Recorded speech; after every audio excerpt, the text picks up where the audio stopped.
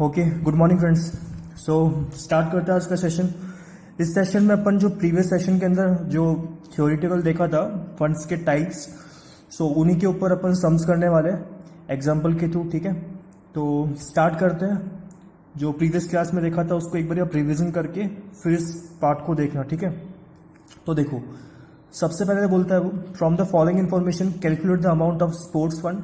आपको sports fund का जो अमाउंट है वो कैलकुलेट करना है, विच will be shown in the income and expenditure account and the balance sheet for the year ending 31 March 2019। तो उसने सर आपसे क्या मांगा है, नंबर 1 कि इनकम एंड एक्सपेंडिचर अकाउंट में कौन सा वैल्यू जाएगा, एंड नंबर 2 बैलेंस शीट में कौन कौन से वैल्यूज अपन को शो करना है end of the year that is 31 March 2019। Okay, so देखो सबसे पहले क्या बोलता है उसने, ओपनिंग बैलेंस गिवन था आपको स्पोर्ट्स फंड का। ओपनिंग मतलब सर कब का, किस डेट का बैलेंस है ये, आपका ईयर एंडिंग कब हो रहा है 31 मार्च 2019। दैट इज आपका ईयर कब से स्टार्ट हुआ होगा, 1 अप्रैल 2018 से। आपका फाइनेंशियल कौन सा हुआ 18-19। ओके, सो आपके पास ओपनिंग बैलेंस था स्पोर्ट्स फंड का कितना, 3,50,000 का। ठीक है, उसके बाद बोलता है कि ड्यूरिंग द ईयर आपको डोनेशन रिसीव हुआ टुवर्ड द स्पोर्ट्स फंड, कि सर आपको स्पोर्ट्स रिलेटेड एक्टिविटी के लिए और पैसा मिला। कितना मिला सर, 50,000 का। ठीक है, आगे देखते हैं। एक्सपेंसेस इनकर्ड किया आपने स्पोर्ट्स एक्टिविटी के लिए 4,20,000 का। ठीक है, तो सर इन इन्फॉर्मेशन का यूज करके आपको क्या प्रेजेंट करना है, दो चीजें बनानी है। Number 1 income and expenditure account, number 2 balance sheet. ठीक है, तो देखो मैंने आपको बताया था कि सर आपको प्लस माइनस करके नहीं करना है, इसको प्रॉपर फंड अकाउंट बनाएंगे, देन आफ्टर उसको डील करेंगे। ठीक है, तो सबसे पहले जो अपना वर्किंग नोट नंबर 1 बनेगा वो बनेगा अपना फंड अकाउंट। और कौन सा फंड है यहाँ पर, स्पोर्ट्स फंड। तो कौन सा अकाउंट बनेगा यहाँ पर, स्पोर्ट्स फंड अकाउंट। ठीक है, तो फटाफट से स्टार्ट करते हैं इसको। आप वीडियो पोस्ट करके फटाफट से स्पोर्ट्स फंड अकाउंट बना लीजिए। ठीक है,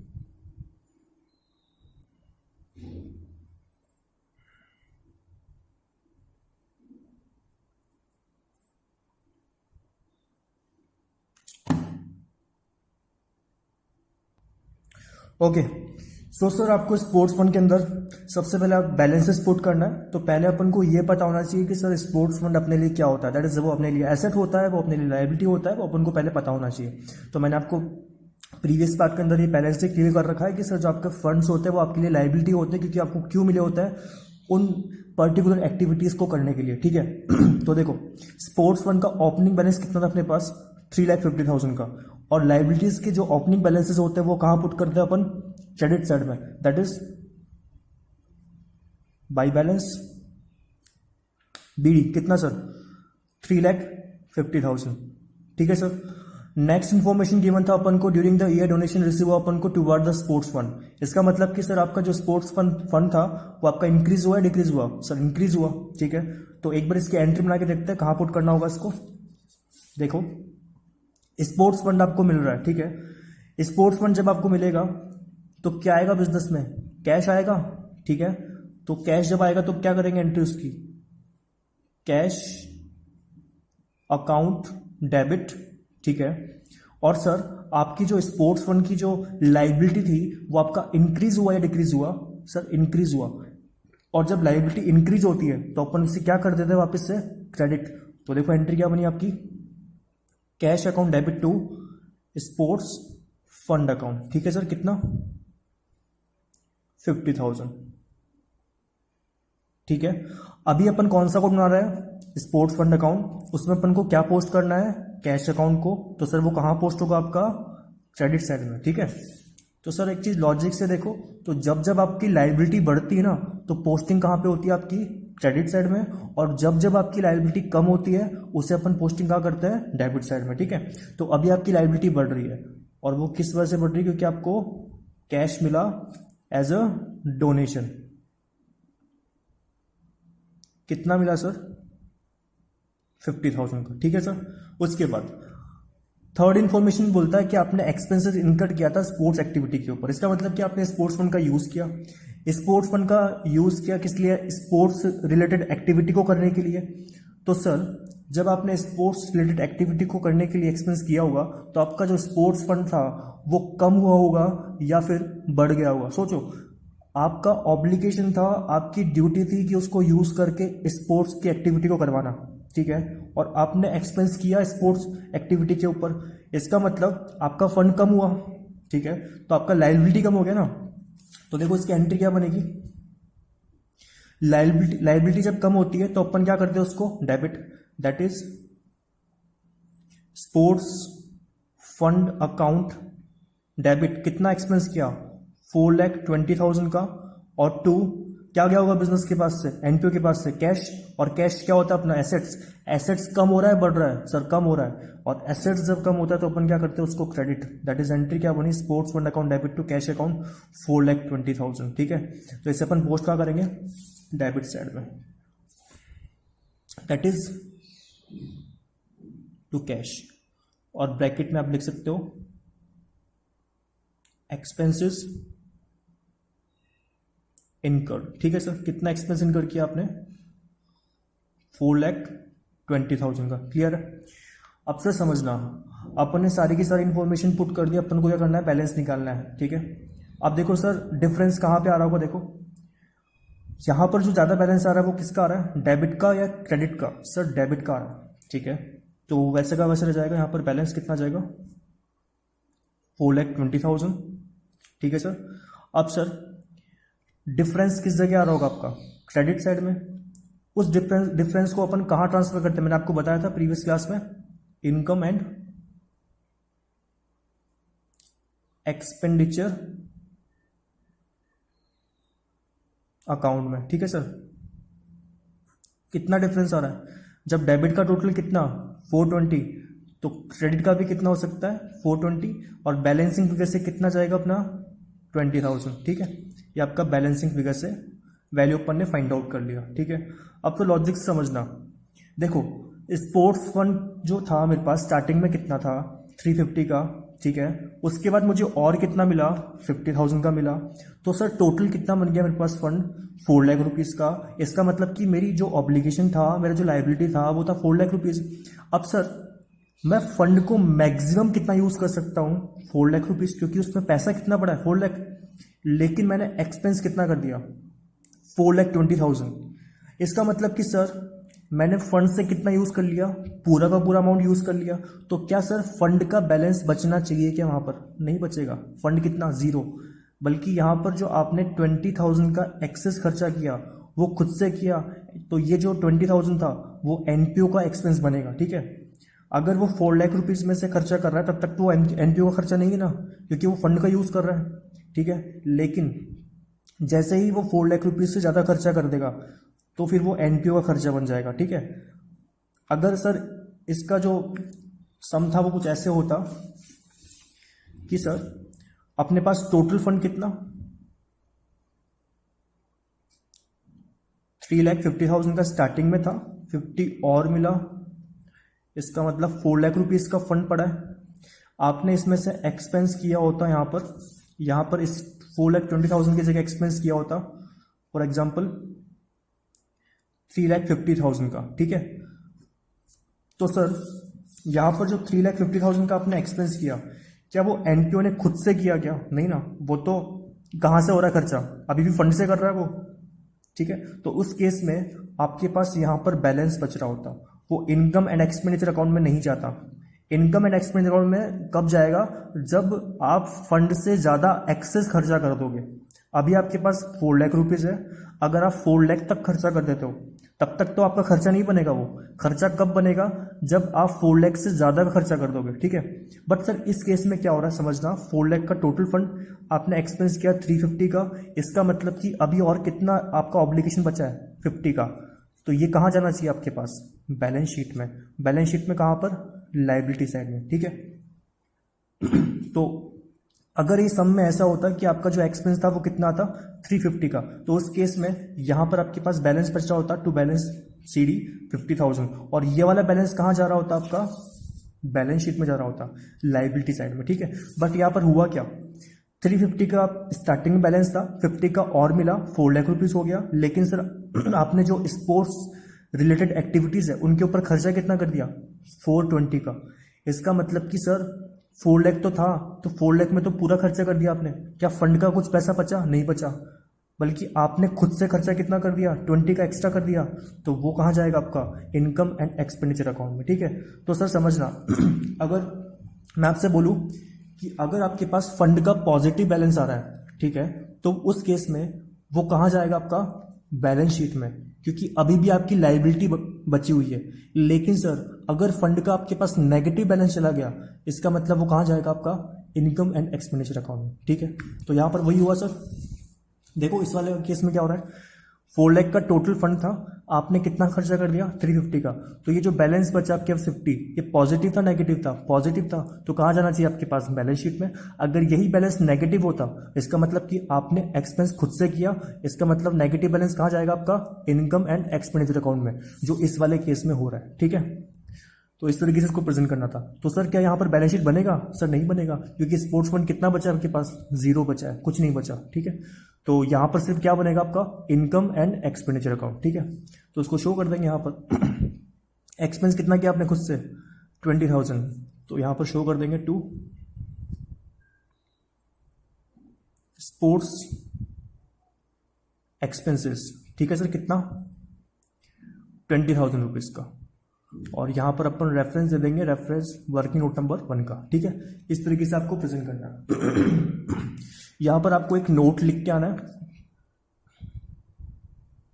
कि आपने बैलेंस शीट क्यों नहीं बनाया। तो आप लिख सकते हो, since there is negative balance of sports fund, so it will transfer to only income and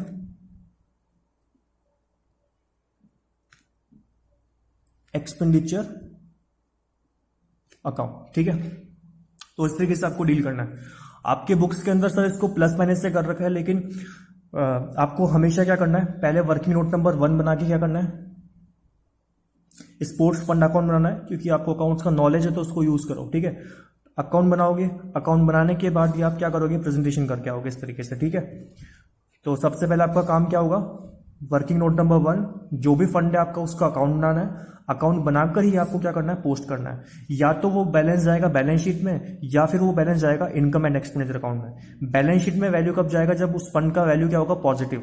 और अगर उस फंड का वैल्यू अगर नेगेटिव आ रहा है, इसका मतलब कि वो कहाँ ट्रांसफर होगा सर, आपका इनकम एंड एक्सपेंडिचर अकाउंट में। ठीक है सर, तो ये फर्स्ट एग्जाम्पल था आपका, और इस तरीके से एग्जाम्पल देखते हैं। ठीक है,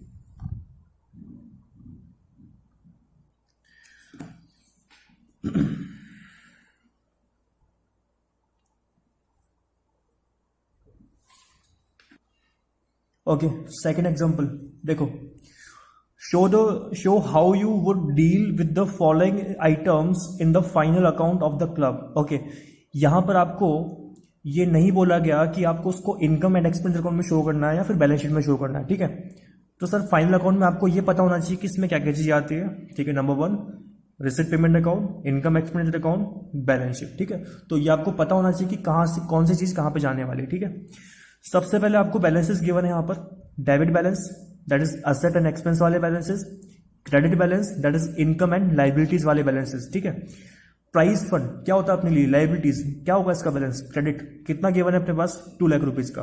तो सर अपने पास ओपनिंग बैलेंस गिवन था 2 लाख रुपीज का, कितना, प्राइस फंड। उसके बाद प्राइस फंड इन्वेस्टमेंट कितना किया अपन ने, अच्छा प्राइस फंड इन्वेस्टमेंट, इन्वेस्टमेंट का मतलब क्या, एसेट्स। ठीक है, तो सर मैंने आपको जब एनपीओ का कैरेक्टरिस्टिक्स बताया था तो उसमें यह भी बताया था कि सर अगर आपके पास कोई फंड पड़ा है तो आप उसे इन्वेस्ट भी कर सकते हो कहीं पे। ठीक है, री इन्वेस्ट कर सकते हो और उसके ऊपर इनकम भी अर्न कर सकते हो, लेकिन वो इनकम कहाँ यूज करोगे आप, उसी रिलेटेड एक्टिविटी को पूरा करने के लिए। तो यहां पर कौन सी एक्टिविटी है, प्राइस। तो प्राइस एक्टिविटी जो है, मतलब प्राइस देने वाली जो एक्टिविटी है, उसके लिए आप इन्वेस्टमेंट का से होने वाली इनकम का यूज कर सकते हो। तो आपने सर 2 लाख रुपए का फंड मिला आपको, तो मैंने आपको बताया था या तो आप पूरा का पूरा अमाउंट इन्वेस्ट कर सकते हो या फिर कुछ पार्टली अमाउंट इन्वेस्ट कर सकते हो। तो फंड कितना मिला, 2 लाख का, और आपने इन्वेस्ट भी कितना कर दिया, 2 लाख का। तो कोई बात नहीं, ठीक है, उसको रिक्वायरमेंट नहीं होगी अभी फंड की, तो उसने पूरा का पूरा अमाउंट इन्वेस्ट कर दिया। जब उसको प्राइस का डिस्ट्रीब्यूशन करना पड़ेगा तब वो वापस से उस इन्वेस्टमेंट को बेच के पैसा लेके आ जाएगा। ठीक है, तो यहां पर 2 लाख रुपीज का फंड मिला था और उसको उसने इन्वेस्ट कर दिया कितना, 2 लाख रुपीज का। ओके, आगे बोलता है सर इनकम उसको रिसीव हो रहा है from the price fund investment, जो ऊपर का इन्वेस्टमेंट किया उससे उसको इनकम कितना अर्न हो रहा है सर, 40,000 का। ठीक है, तो यहाँ पर सर इस इन्वेस्टमेंट के पहले कोई रेट गिवन नहीं है कि सर इस पे अपना कितना ब्याज बनता है, ठीक है। तो अब सर यही यहाँ पर कोई ऐसा इंफॉर्मेशन है नहीं कि अपन ये पता कर सके कि करंट ईयर का इनकम कितना। तो सर ये इंफॉर्मेशन है यहाँ पर income from price fund investment, उसको अपन ये मान लेंगे कि ये आपका करंट ईयर का है, ठीक है। तो इस फंड के थ्रू आपको कितना मिल रहा है इनकम? 40,000। अच्छा, ये जो 40,000 है वो आपका इनकम एंड एक्सपेंडिचर अकाउंट में जाना चाहिए एज इनकम, या फिर सर इसी फंड में वापस एड बैक हो जाएगा? सर मैंने आपको प्रीवियस पार्ट के अंदर समझाया था कि सर जो भी आप फंड से इन्वेस्टमेंट करते हो तो उससे होने वाला जो इनकम है वापस से क्या कर देते हैं, उसको ऐड कर देते हैं। कहाँ पर? उस पर्टिकुलर फंड के अंदर। तो यहाँ पर ये जो 40,000 है वो किस में ऐड हो जाएगा वापस से? इसी प्राइस फंड के अंदर, ठीक है। आगे देखते हैं। प्राइज अवार्ड दिए आपने, ठीक है, अवार्डेड किए। तो सर जो आपकी एक्टिविटी थी प्राइस की, उसको आपने किया, कितना दिया आपने? प्राइस 60,000 का, ठीक है। तो सर ये सारी की सारी इन्फॉर्मेशन थी। इसका यूज करके आपको ये पता करना है कि पहली चीज तो ये इनकम एंड एक्सपेंडिचर अकाउंट में जाएगा या फिर बैलेंस शीट में जाएगा, ठीक है। तो ये कब पता लगेगा? जब अपन working note number 1 that is prize fund account बनाएंगे और वहां से बैलेंसिंग फिगर जो आ रहा होगा या तो पॉजिटिव बैलेंस आएगा या फिर नेगेटिव बैलेंस आएगा। अगर पॉजिटिव हुआ तो बैलेंस शीट में जाएगा, अगर नेगेटिव हुआ तो इनकम एंड एक्सपेंडिचर अकाउंट में जाएगा, ठीक है। तो फटाफट से स्टार्ट करते हैं। तो आप वर्किंग नोट नंबर 1 बना लेना, that is sports fund account, ठीक है।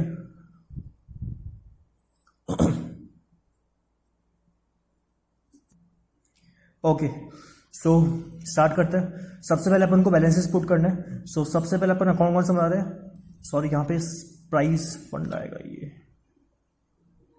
प्राइस फंड अकाउंट, ठीक है। तो प्राइस फंड अकाउंट के अंदर अपन को बैलेंसेस पुट करना है, ठीक है। तो सबसे पहले अपन ओपनिंग बैलेंस लेंगे। प्राइस फंड अपने लिए क्या होता है? लाइबिलिटीज। लाइबिलिटीज का ओपनिंग बैलेंस क्या होता है? क्रेडिट, ठीक है। तो इसका बैलेंस कितना मेरे पास? 2 लाख रुपीज का। तो पुट कर देंगे इसको क्रेडिट साइड में, that is by balance BD, कितना? 2 लाख रुपीज, ठीक है सर। उसके बाद प्राइस फंड इन्वेस्टमेंट किया। अच्छा, इन्वेस्टमेंट किया तो इसका इंपैक्ट कहां पे आएगा आपका? एसेट साइड के ऊपर। फंड पे तो कोई इफेक्ट नहीं आएगा ना इसका, क्योंकि फंड पे इफेक्ट कब आएगा? जब आप इसे यूज करोगे, ठीक है। तो इन्वेस्टमेंट करना आपकी एक्टिविटी थोड़ी थी फंड का, फंड की एक्टिविटी थी प्राइस को अवॉर्ड करना, ठीक है। तो इन्वेस्टमेंट तो आपने अपॉर्चुनिटी कॉस्ट के लिए किया, क्योंकि सर अगर पैसा फ्री में पड़ा होता तो कुछ ही नहीं मिलता ना उससे। तो उन्होंने क्या किया? उसका इन्वेस्टमेंट किया। तो ये जो प्राइस फंड इन्वेस्टमेंट है वो जाएगा आपका एसेट साइड में, ठीक है, बैलेंस शीट के। इसका प्राइस फंड के ऊपर कोई इफेक्ट नहीं आएगा, क्योंकि देखो ना, अगर आप इन्वेस्टमेंट कर रहे हो तो क्या आप अपनी लायबिलिटी से डिस्चार्ज हुए? क्या नहीं हुए? आपने तो सिर्फ इन्वेस्टमेंट किया ना। हाँ, लेकिन सर इस इन्वेस्टमेंट के ऊपर कुछ कमाया, वो इस प्राइस फंड का पार्ट बनेगा। ये मैंने आपको बताया था। इसको जो अपन ने सीखा था एनपीओ की कैरेक्टरिस्टिक्स, उसमें ये सीखा था कि अगर आप कोई पैसा फंड का री इन्वेस्टमेंट करते हो तो उससे होने वाली इनकम को वापस से एड बैक कर देते हैं, किसमें? उसी पर्टिकुलर फंड के अंदर, ठीक है। तो ये प्राइस फंड कहाँ जाएगा आपका? एसेट में। लेकिन सर इससे होने वाला इनकम कहाँ आएगा?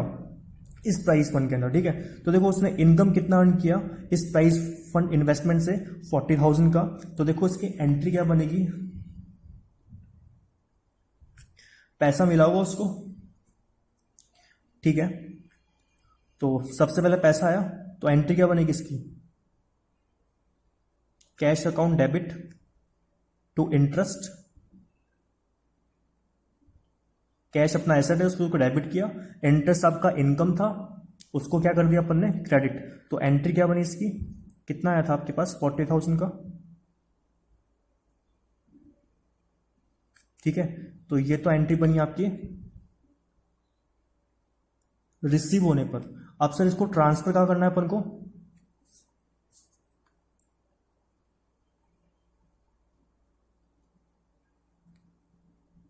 स्पोर्ट्स फंड अकाउंट में। तो इनकम कैंसिल होकर डेबिट हो जाएगी। और सर सोचो, जब आपको इंटरेस्ट मिला होगा तो आपका फंड इंक्रीज हुआ डिक्रीज हुआ? इंक्रीज हो गया। इसका मतलब आपका ऑब्लिगेशन और बढ़ गया। अभी आपको एक्सपेंस करना था 2 लाख के रेस्पेक्ट में, 40,000 का इनकम और अर्न कर लिया। तो अब कितना बन जाएगा आपका फंड का वैल्यू? 240।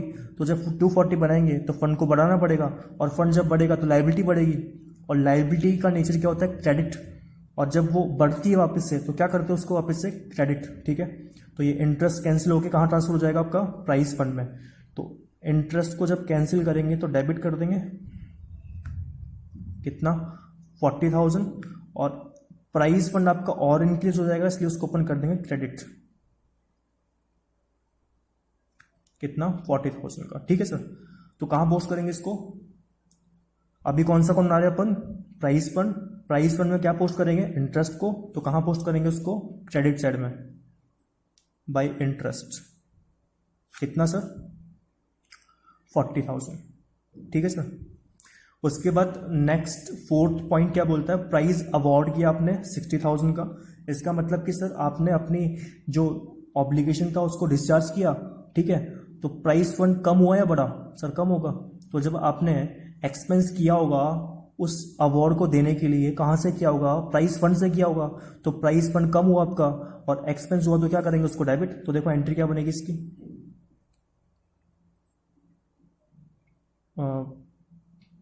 पहले आपने एक्सपेंस किया होगा, तो एक्सपेंस की एंट्री क्या बनती है? Expenses account debit to cash account. कितना सर? 60,000 का। ठीक है, उसको आपने ट्रांसफर कहाँ करना है? उसको आपको ट्रांसफर करना है स्पोर्ट्स फंड अकाउंट में। ठीक है, तो स्पोर्ट्स फंड अकाउंट में जब ट्रांसफर करोगे तो पहली चीज आपका जो स्पोर्ट्स फंड है वो कम होगा, बढ़ेगा? कम होगा सर। लाइबिलिटी कम होगी तो क्या करेंगे उसको अपन? डेबिट। तो एंट्री क्या बन जाएगी आपकी? Price fund account debit to expense को ट्रांसफर किया आपने, एक्सपेंस डेबिट था, ट्रांसफर होगा तो क्या कर जाएगा? क्या कर देंगे उसको? Credit. That is to expense account. कितना था सर? 60,000 का। ठीक है, इस तरीके से। और इसे पुट करेंगे प्राइस फंड में, तो कहां जाएगा ये? डेबिट साइड में। दैट इज टू कैश गया होगा आपके पास से।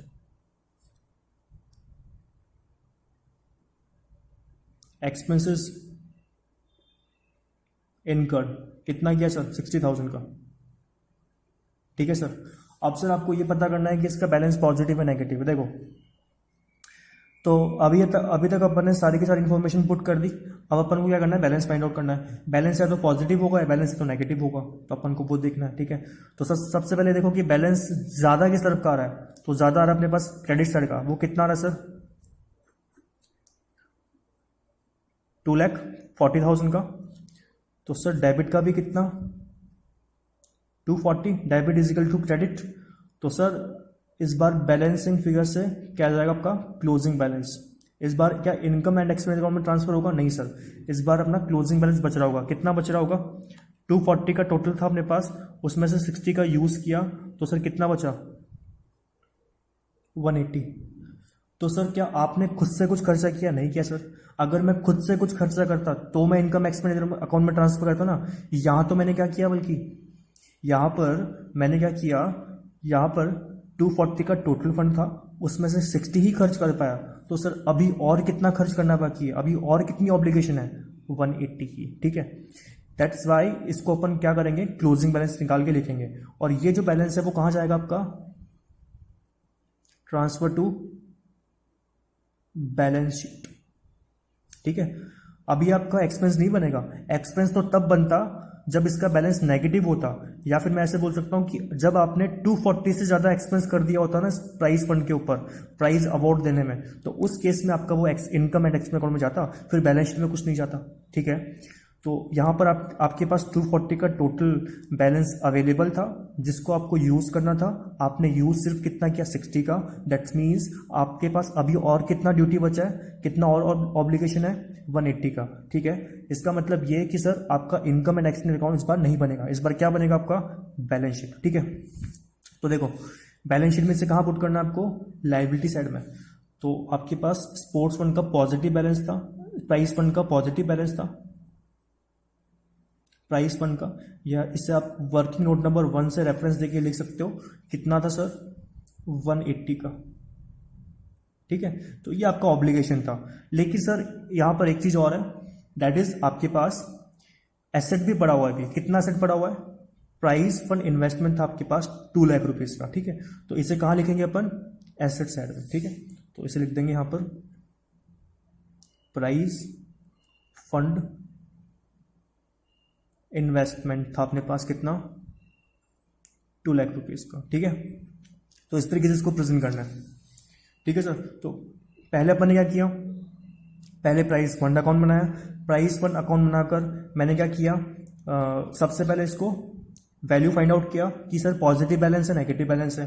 पॉजिटिव होता है तो इसका मतलब कि अपना और ऑब्लिगेशन बाकी है तो उसको अपन शो करेंगे बैलेंस शीट में। अगर यही बैलेंस आपका नेगेटिव चला जाता है इसका मतलब कि आपने खुद से खर्चा किया, और जो खुद से खर्चा किया होगा तो सर आपका ऑब्लिगेशन तो कुछ बचा ही नहीं अभी, क्योंकि अगर 240 का बैलेंस पड़ा था, अगर 240 से आपने ज़्यादा खर्चा कर दिया तो बैलेंस कितना अभी फंड का, जीरो।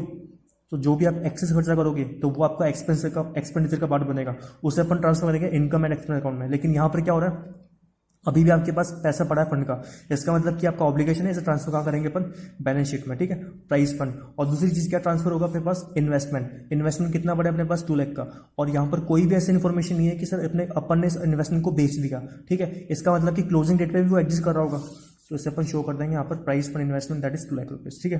तो इस तरीके से इसको प्रेजेंट करना था, ठीक है। तो सर ये जो एंट्रीज है ना, ये सिर्फ समझने के लिए, आपको एग्जाम में इनको नहीं लिखना, ठीक है। तो आपको प्रॉपर वे में समझ में आए इसलिए मैंने एंट्रीज करवाई, ताकि कौन सी चीज़ कहाँ पर पुट होगी वो आपको पता लग जाए, ठीक है। तो एग्जाम में आपको ये एंट्रीज पास नहीं करनी है, ठीक है, ये सिर्फ समझने के लिए। आप इसे कॉपी करना चाहो तो कर सकते हो, अदरवाइज समझने के लिए मैंने ये चीज़ कर पाई, ठीक है। तो सर और एग्जाम्पल देखते हैं, ठीक है, वो अपन नेक्स्ट पार्ट में देखेंगे।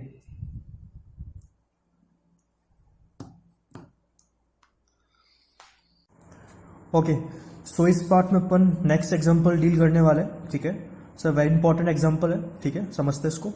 From the following information calculate the amount which will be show in the income and expenditure account and balance sheet for the year ending 31 March 2019 and regarded to the medical relief fund. Okay sir, आपको medical relief fund के regarding में बताना है कि income and expenditure account में कितना value जाएगा, as well as आपको बताना है कि बैलेंस शीट में कितना जाएगा। तो सर मैंने आपको बताया था कि सर या तो आपका बैलेंस जाएगा इनकम एंड एक्सपेंस अकाउंट में, या फिर बैलेंस जाएगा आपका बैलेंस शीट में। अगर आपका पॉजिटिव बैलेंस आ रहा होगा इसका मतलब कि आपका ऑब्लिगेशन अभी भी बाकी है, इसका मतलब हो जाएगा आपका बैलेंस शीट में। और अगर आपका नेगेटिव बैलेंस आ रहा है इसका मतलब कि आपने सर खुद से ज़्यादा खर्चा कर दिया, मतलब कि फंड से ज़्यादा वैल्यू एक्सपेंस खर्चा कर दिया, इसका मतलब कि वो आपका एक्सपेंस बनेगा, और वो ट्रांसफर कहाँ पे होगा, इनकम एंड एक्सपेंडिचर अकाउंट में। तो सर ये पता करने के लिए अपन क्या बनाएंगे, फंड अकाउंट। और यहाँ पर कौन सा फंड अकाउंट बनाना है अपन को, मेडिकल रिलीफ फंड अकाउंट, ठीक है। तो स्टार्ट करते हैं, ठीक है।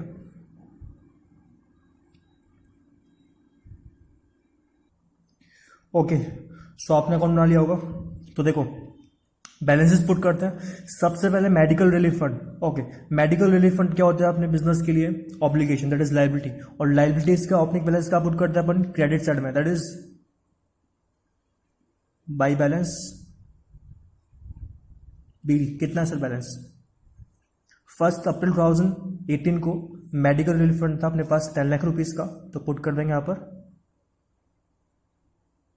10 लाख रुपीज, ठीक है। आगे उसने बोला कि 15% मेडिकल रिलीफ फंड इन्वेस्टमेंट किया। सर मैंने आपको बताया था कि फंड को आप री इन्वेस्टमेंट कर सकते हो, और उसने भी ये क्या किया, री इन्वेस्टमेंट किया। तो सर फंड कितना, 10 लाख रुपीज का। तो क्या सर जरूरी है कि क्या हम पूरा का पूरा इन्वेस्टमेंट करें, नहीं सर, हम पार्शली भी इन्वेस्टमेंट कर सकते हैं और फुल्ली भी कर सकते हो, ठीक है। प्रीवियस वाला एग्जांपल में अपन ने फुल्ली इन्वेस्टमेंट किया था, इस वाले में अपन ने 10 लाख का फंड था, लेकिन इन्वेस्टमेंट कितना करे, सिर्फ 7 लाख रुपीज, ठीक है। अब सर एक चीज समझना, अपन ने इन्वेस्टमेंट कब किया इसको, 1 अक्टूबर 2018 को किया, ठीक है। इसका कैसे इंपैक्ट आता है वो बताता हूँ, ठीक है। तो इसको एक बार डील कर लेते हैं। पहले देखो, मेडिकल रिलीफ फंड इन्वेस्टमेंट था। पहली चीज तो मैंने आपको बताया था कि जो आपका इन्वेस्टमेंट होता है वो आपके एसेट साइड में शो होगा, लेकिन इससे जो आपको इनकम जनरेट होगा ना, उसके वजह से इसका जो इम्पैक्ट आएगा वो आएगा आपका फंड के ऊपर। इससे क्या होता है, आपका फंड इंक्रीज होता है, ठीक है। तो प्रीवियस एग्जांपल मैंने एंट्री के थ्रू अच्छे से डील किया था कि जो भी आपका इंटरेस्ट होगा वो कहाँ शो करेंगे अपन, क्रेडिट साइड में, दैट इज इंटरेस्ट, ठीक है, ऑन इन्वेस्टमेंट। इसको मैंने एंट्रीज के थ्रू अच्छे से शो किया था। लेकिन सर ये जो इंटरेस्ट है वो कौन सा आएगा, आपका करंट ईयर का, ठीक है। तो पहले अपन कैलकुलेट कर लेते हैं एक बार कि working note number 2, calculation of interest on investment, ठीक है सर। देखो, आपने जो इन्वेस्टमेंट लिया, क्या वो सर ईयर के स्टार्टिंग में आपके पास था, या एंड में था, या मिड में आपने परचेज किया, कब किया उसको परचेज, 1 अक्टूबर को परचेज किया। इसका मतलब सर ये जो रेट गिवन है 15%, ये होता है आपका फुल ईयर का। तो क्या सर आप इस पे फुल ईयर का ब्याज आपने इनकम अर्न किया होगा? नहीं सर। देखो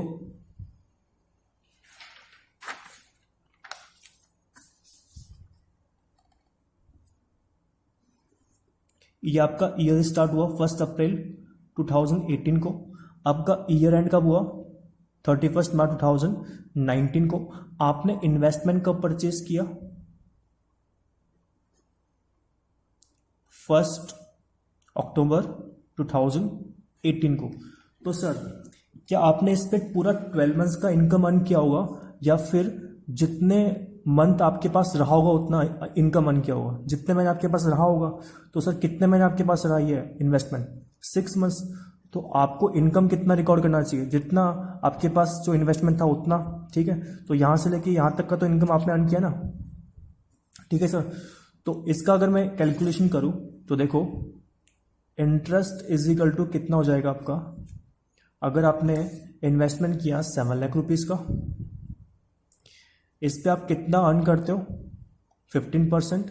लेकिन सर ये वो वैल्यू है जो आपने पूरे साल भर इनकम को अर्न किया, लेकिन आपने उसको कितने महीने रखा? सिर्फ आपके पास कितने महीने था वो आपके, ठीक है। तो वो था आपके पास 6 मंथ्स। तो आपने अर्न भी कितना किया होगा? 6 मंथ का इंटरेस्ट, ठीक है।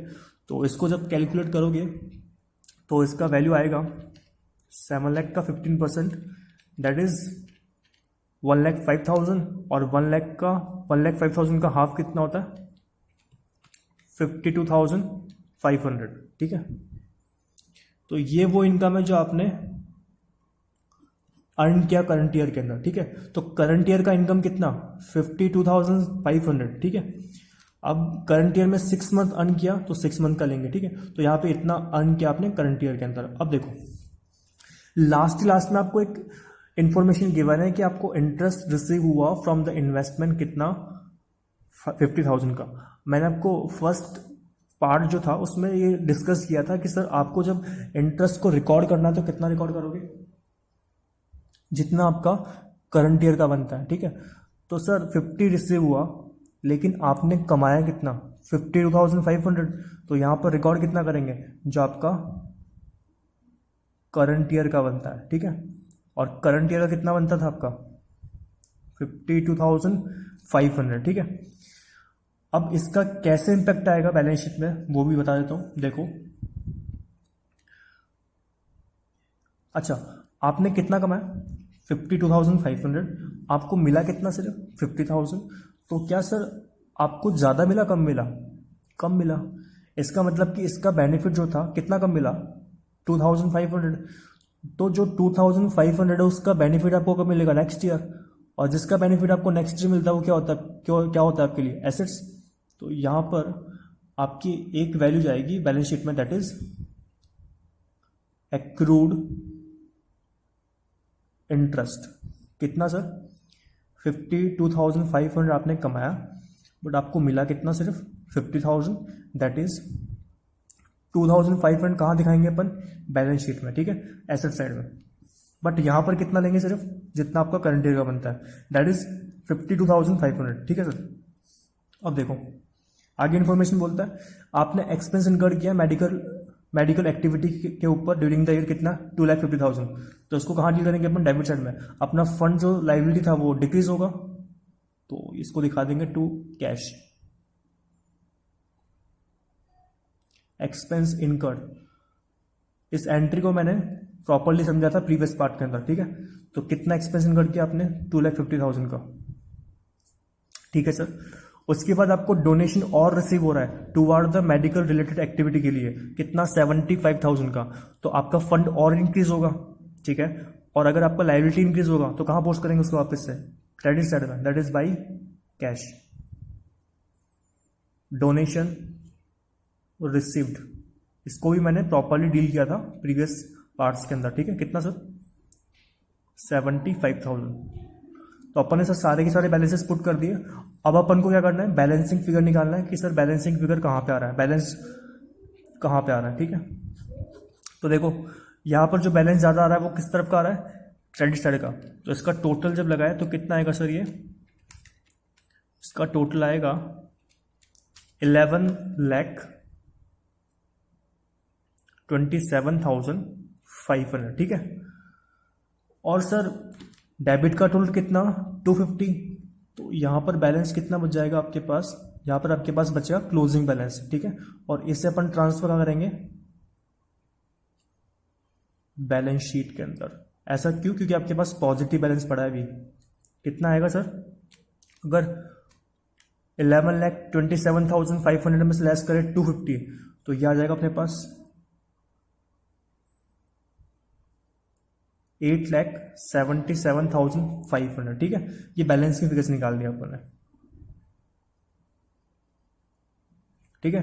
सोचो सर, स्टार्टिंग में पड़ा था अपने पास 10 लाख रुपीज का, इंटरेस्ट मैंने कमाया तो फंड में और ऐड हो गया, तो 10 लाख में इसको और ऐड कर दिया, मुझे डोनेशन और मिला तो इसको भी ऐड कर देंगे अपन फंड के अंदर। तो टोटल फंड कितना 11,27,500 का, ठीक है। उसमें से अपन ने एक्सपेंस कर दिया, तो जो एक्सपेंस करेंगे उससे आपका फंड कम हो जाएगा। तो 11,27,500 का टोटल अपना लाइबिलिटी बन रहा था, उसमें से अपन ने कितना यूज कर लिया 2,50,000 का। तो अभी भी लाइबिलिटी बचा है या फिर पूरा खत्म हो चुका, सर बचा है, कितना बचा है 8,77,500 का। इसका मतलब कि आपके पास पॉजिटिव बैलेंस है, और ये पॉजिटिव बैलेंस कहाँ पे शो होगा आपका, बैलेंस शीट में एज अ लाइबिलिटी, ठीक है। तो इनकम एंड एक्सपेंस अकाउंट में कुछ भी नहीं जाएगा यहाँ पर। तो बैलेंस शीट बनाते हैं, ओके। सो बैलेंस शीट में अपन को क्या शो करना है, मेडिकल रिलीफ फंड, ठीक है, लाइबिलिटी साइड में, क्योंकि अपने पास अभी पॉजिटिव बैलेंस इसका। तो medical relief fund working note number 1 कितना सर, ये था अपने पास 8,77,500 का, ठीक है।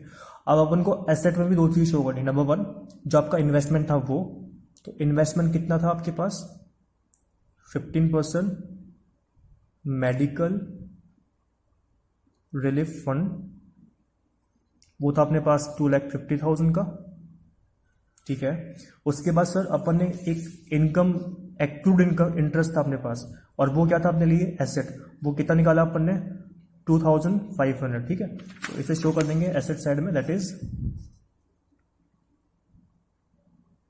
Accrued interest. तो सर अगर आपने करंट ईयर में कमाया 52,500 और आपको सिर्फ रिसीव कितना हुआ 50,000 का, दैट मीन्स आपने और कितना बेनिफिट मिलना है फ्यूचर में 2,500, ठीक है। तो इस तरीके से आपको प्रेजेंट करना है, बैलेंस शीट करना, ठीक है। सो ये था एग्जांपल, इंपॉर्टेंट एग्जांपल है, ठीक है सर। कोई डाउट हो तो पूछ सकते हो, ठीक है। नेक्स्ट एग्जांपल डील करते हैं, ओके। देखो sir, example number 4, from the following information calculate the amount which will be shown in the income and expenditure account for the year ending 31 March 2019 and the balance sheet on that day for the sports event. So आपको sports event के लिए fund मिला sir, ठीक है। तो उसके respect में आपको इन्फॉर्मेशन शो करनी है इनकम एंड एक्सपेंडिचर अकाउंट में as well as balance sheet के अंदर, ठीक है। तो देखते हैं इन्फॉर्मेशन क्या क्या है। ओपनिंग गेम फंड था अपने पास 6 लाख रुपीज का, ठीक है सर। 12% गेम फंड इन्वेस्टमेंट था ओपनिंग, इसका मतलब कि सर इसको इस ईयर में परचेज किया क्या पहले से पड़ा हुआ था, पहले से था, मतलब प्रीवियस ईयर में परचेज कर रखा हुआ। तो इस ईयर में आपको कितना इंटरेस्ट मिलेगा इसके ऊपर पूरे ईयर का, ठीक है। क्योंकि प्रीवियस एग्जांपल में उसको मैंने परचेज किया था करंट ईयर के अंदर, ठीक है सर।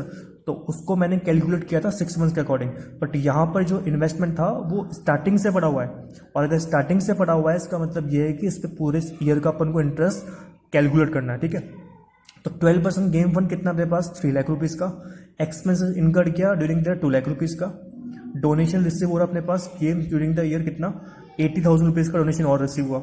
आगे बोलता है कि on the last date of the year, sir इस ईयर के लास्ट डेट पे अपन को बैडमिंटन रिसीव हो रहा है सर।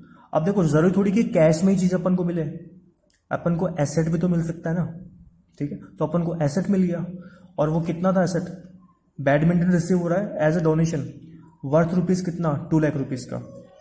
आगे बोलता है इंटरेस्ट रिसीव हुआ फ्रॉम द फंड इन्वेस्टमेंट, मतलब कि सर जो आपका गेम फंड था, जो इन्वेस्टमेंट किया था आपने 12% गेम फंड कितना, उसके ऊपर आपको इंटरेस्ट मिल रहा है, वो कितना मिल रहा है, रिसीव हो रहा है सर कितना 30,000 रुपीज का।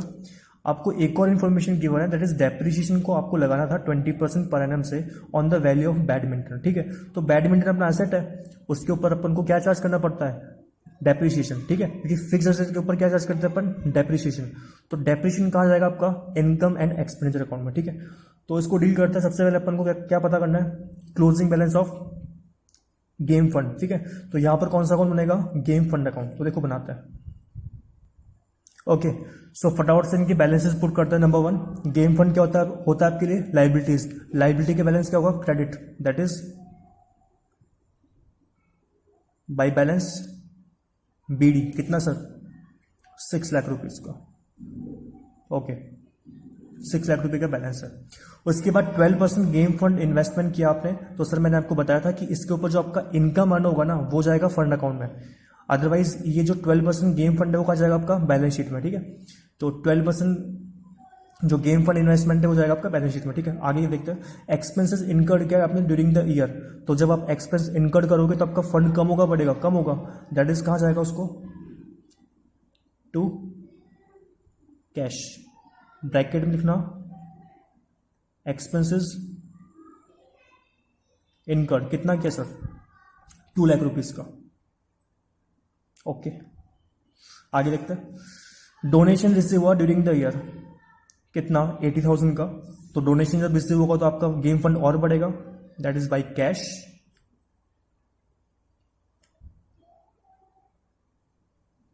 डोनेशन रिसीव्ड, कितना रिसीव हुआ सर, 80,000 रुपीज का,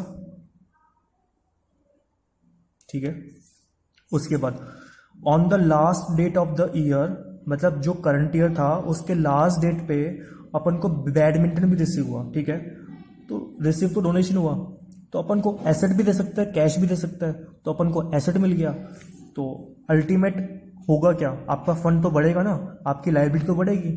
तो यहां पर बाई कैश लिखा था, तो जब फंड बढ़ेगा तो यहां पर बाई कैश के जगह लिख देंगे बाई बैडमिंटन, ठीक है। और ये कैसे मिल रहा है आपको, एज अ डोनेशन, कितना सर, 2 लाख रुपीज का, ठीक है सर। उसके बाद इंफॉर्मेशन था कि आपको इंटरेस्ट रिसीव हुआ फ्रॉम द इन्वेस्टमेंट, कितना, 30,000 का। अब देखो ये जो रिसीव हो रहा है इंटरेस्ट, इससे मुझे फर्क नहीं पड़ता, लेकिन यहां पर जो इंटरेस्ट रिकॉर्ड करेंगे वो कितना करेंगे, करंट ईयर का, ठीक है। रिसीव कितना हो रहा है, इससे इंपैक्ट आएगा आपकी बैलेंस शीट के ऊपर कि एसेट बनेगा, लायबिलिटी बनेगा, ठीक है। तो पहली चीज, इंटरेस्ट की वजह से आपका जो गेम फंड है वो इंक्रीज होगा, तो उसे अपन कहां शो करेंगे, क्रेडिट साइड में, दैट इज बाई इंटरेस्ट, ठीक है सर। कितना हुआ कैलकुलेट करते हैं इसको। तो देखो आपका इन्वेस्टमेंट कितना, 3 लाख रुपीज का। 3 लाख रुपीज पे कितना इंटरेस्ट मिल रहा है आपको, 12% पर एनम, ठीक है। तो सर क्या आपने इसको पूरे साल भर अपने बिजनेस के अंदर था, या फिर सर आपने इसको करंट ईयर में परचेस किया, पहले से पड़ा हुआ था, इसका मतलब कि 12 मंथ्स पूरा यूज किया, तो इस पे जो आपको ब्याज मिलेगा वो भी कितना मिलेगा, 12 मंथ्स का मिलेगा, ठीक है।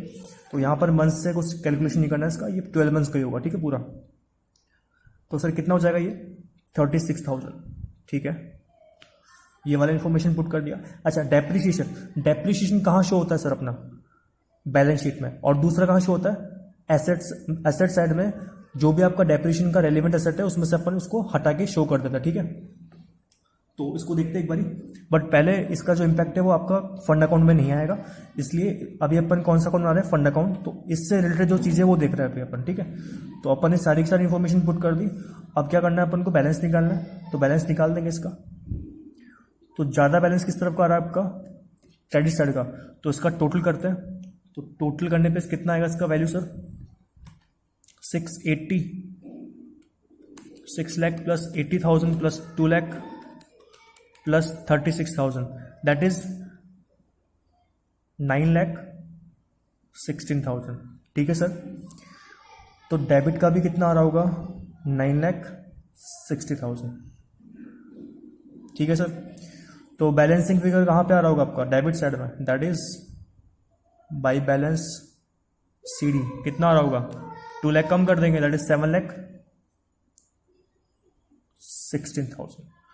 अब सोचो सर, ये बैलेंस जो आपका बैलेंस शीट में जाएगा या फिर इनकम एंड एक्सपेंस अकाउंट में जाएगा। देखो ओपनिंग कितना बैलेंस, 6 लाख का, मुझे और डोनेशन मिला और इंक्रीज हो गया, बैडमिंटन मिला और इंक्रीज होगा आपका फंड अकाउंट, आपको इंटरेस्ट मिला और वापस से आपका इंक्रीज हो गया, तो लास्ट में कितना बन गया 9,60,000 का, ठीक है। उसके बाद सर आपने उसमें से कितना एक्सपेंस कर दिया 2 लाख रुपीज़ का, दैट मीन्स आपके पास क्या अभी भी बैलेंस बचा है? हाँ सर बचा है। कितना बचा है? 7,60,000। तो ये पॉजिटिव बैलेंस है, और पॉजिटिव बैलेंस मतलब कि आपका ऑब्लिगेशन अभी भी बाकी है, ठीक है। इसका मतलब इसे कहाँ ट्रांसफर करेंगे अपन? बैलेंस शीट में, that is transfer to balance sheet, ठीक है सर। तो इस तरीके से अपन ने फंड अकाउंट बनाया, अब बनाते हैं अपन बैलेंस शीट, ठीक है। लेकिन एक चीज समझना sir, income and expense account में क्या जाएगा आपका? डेप्रिसिएशन, ठीक है। बट देखो इसकी लैंग्वेज समझना, ये बोलता है कि आपका बैडमिंटन जो है ना आपको कब रिसीव हो रहा है सर? ये बोलता है कि आपको जो बैडमिंटन है वो रिसीव हो रहा है on the last date of the year. इसका मतलब कि सर क्या आपने उसको यूज किया? आपने उसको यूज नहीं किया। अगर आपने उसको यूज नहीं किया तो क्या उसकी वैल्यू में कुछ कमी आई होगी? क्या डेप्रिसिएशन लगाएंगे उसके ऊपर? नहीं लगाएंगे। तो सर ये वाला जो वैल्यू जो इन्फॉर्मेशन था वो काम का नहीं है, वो सिर्फ आपको कंफ्यूज करने के लिए दे रखा है कि डेप्रिसिएशन आपको लगाना है 20% पर एनम से। हाँ, लेकिन ये काम का कब होता? जब जो बैडमिंटन था वो आपको रिसीव होता या तो स्टार्टिंग में या मिड में, क्योंकि लास्ट में अगर आपको मिला है तो इसका मतलब यूज नहीं किया, और यूज नहीं किया तो डेप्रिसिएशन नहीं लगेगा उसके ऊपर, ठीक है। तो ये इन्फॉर्मेशन कब काम का होता? जब आपने उसको ड्यूरिंग द डे यूज किया होता।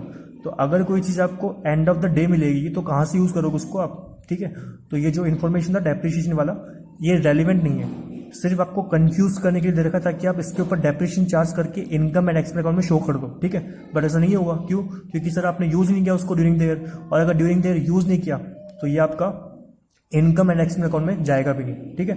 तो ये जो इन्फॉर्मेशन था वो रेलिवेंट नहीं था इस क्वेश्चन के लिए, ठीक है। तो अपन को क्या बनाना है यहाँ पर? बैलेंस शीट, ठीक है।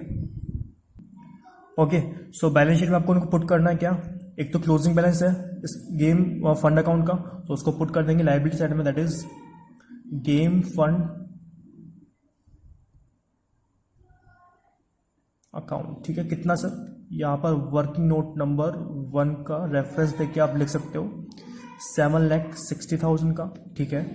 दूसरी चीज आपका क्या शो होगा सर? एसेट साइड में दो चीजें शो होगी। नंबर 1 आपका ओपनिंग बैलेंस ऑफ इन्वेस्टमेंट, क्योंकि यहाँ पर कोई ऐसी इन्फॉर्मेशन नहीं है जिसके बेस पे मैं ये बोल सकूँ कि इसको अपन ने बेच दिया ड्यूरिंग द ईयर, तो इसका मतलब क्लोजिंग डेट भी एग्जिस्ट कर रहा है वो। तो कितना कर रहा है sir? 12% game fund, that is 3 lakh rupees का। 12% गेम फंड इन्वेस्टमेंट कितना? 3 लाख रुपीज का। 3 लाख था, ठीक है। उसके बाद देखो आपका जो इंटरेस्ट बनता था करंट ईयर का वो था 36,000 का, आपको इंटरेस्ट रिसीव कितना हुआ? 30,000 का। इसका मतलब आपको ज्यादा इंटरेस्ट मिला, कम मिला? कम मिला। कितना कम मिला? 3,000 का। तो सर इस 6,000 का, सॉरी, तो 6,000 का जो आपको कम इंटरेस्ट मिला वो उसका बेनिफिट कब मिलेगा? Next year. तो वो आपके लिए एसेट हुआ या ऑब्लिगेशन हुआ? एसेट हुआ, क्योंकि एसेट का मतलब फ्यूचर इकोनॉमिक बेनिफिट्स, जिसका बेनिफिट आपको करंट ईयर में नहीं मिल के फ्यूचर में मिलेगा, दैट इज कॉल्ड एसेट्स, ठीक है। उसे क्या बोल देते हैं अपन? Accrued interest. कमा लिया लेकिन मिला नहीं आपको, ठीक है। तो इसको शो करेंगे तो कैसे करेंगे? 36,000 आपने इंटरेस्ट कमाया लेकिन आपको मिला कितना? 30,000, दैट इज 6,000 आपका एसेट है, ठीक है। तो इस तरीके से आपको इसको प्रेजेंट करना है, ठीक है सर। तो ये एग्जांपल थे सर फंड वाले, मतलब कि फंड से रिलेटेड जितने एग्जांपल बन सकते थे तो वो मैंने डील किए, ठीक है। तो इस तरीके से आपको इनको प्रेजेंट करना है और सॉल्व करना है, ठीक है। सो इससे रिलेटेड जो भी एग्जांपल थे मैं PDF में शेयर कर दूंगा व्हाट्सएप पे, ठीक है। तो आप उन्हें सॉल्व कर सकते हो, ठीक है। ओके।